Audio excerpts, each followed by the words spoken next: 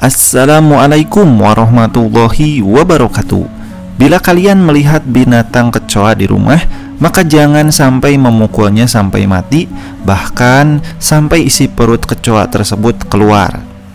Serangga dengan tubuh berwarna coklat ini sering sekali ditemui di dalam rumah, dan hampir setiap rumah pasti pernah ada yang namanya kecoa. Selain dikenal karena kejorokannya, kecoa juga termasuk ke dalam jenis hewan yang sulit untuk dibasmi. Alih-alih kita ingin menyingkirkan kecoa agar cepat mati dan pergi dari rumah kita, namun banyak orang yang malah tidak sadar melakukan beberapa kesalahan saat menangani kecoa. Apa saja kesalahan tersebut? Simak ulasannya berikut ini.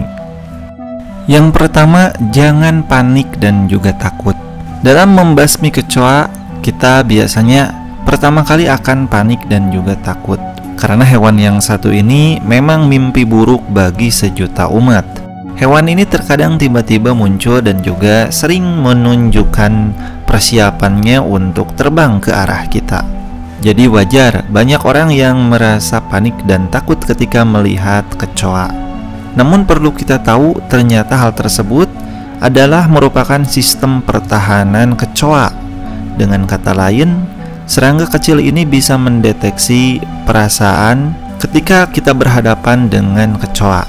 Tidak jarang, yang tadinya kita ingin berlari untuk menghindari kecoa, malah kecoa tersebut mengejar kita. Hal tersebut terjadi karena kecoa bisa mendeteksi perasaan dari manusia. Yang kedua, jangan menggunakan benda tajam. Menggunakan benda tajam sebagai alat pembasmi kecoa atau pembunuh kecoa tidak akan bisa membunuh serangga yang satu ini. Ketika tubuhnya sudah terbelah sekalipun, kecoa masih bisa bertahan hidup hingga berhari-hari. Mungkin bagi kita kecoa tersebut terlihat sudah mati, namun sayangnya membutuhkan waktu yang sangat lama bagi kecoa tersebut untuk bisa benar-benar mati. Yang ketiga, memukul atau menginjak kecoa.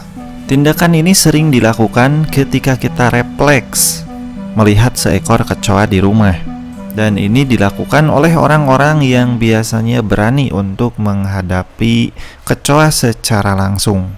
Menginjak atau memukul kecoa pun dinilai lebih cepat bisa membasmi kecoa di rumah. Namun tahukah teman-teman semua bahwa memukul kecoa ini bisa menyebabkan masalah baru bagi kesehatan kita? Seperti kita tahu, kecoa hidup di tempat-tempat yang kotor, yang penuh dengan bakteri serta kuman dan juga penyakit.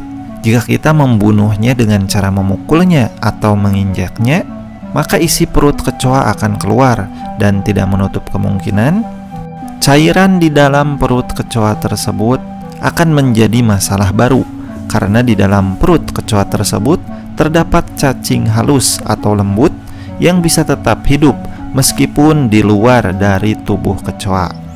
Nah, bila cacing ini sudah berada di luar dari tubuh kecoa, dia akan bergerak untuk mencari tempat atau indukan baru.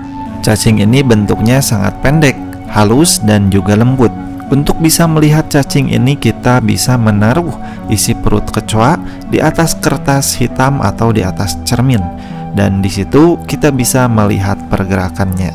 Nah, cacing ini akan sangat berbahaya apabila sampai menyentuh kulit tubuh kita, terutama kaki, karena cacing ini bisa masuk melalui pori-pori kulit, atau bila ada luka terbuka pada kulit luar kita. Dan nantinya pun apabila cacing ini menempel dan masuk ke dalam pori-pori, maka bisa membuat luka yang tak lazim dan berbahaya bagi kesehatan tubuh kita.